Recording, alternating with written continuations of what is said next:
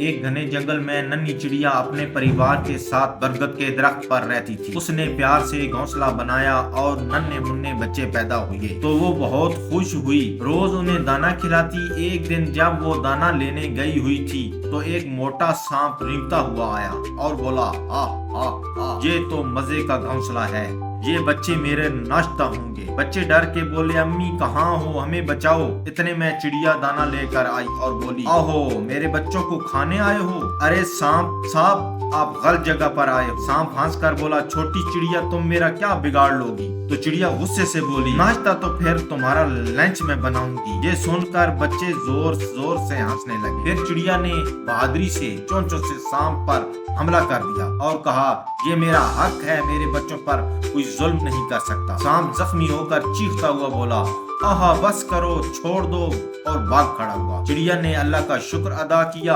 اور بچوں، اس کہانی سے ہمیں یہ سبق ملتا ہے، ظالم چاہے کتنا بھی طاقتور ہو، سچائی، ہمت اور حق کے آگے ہمیشہ ہارتا ہے۔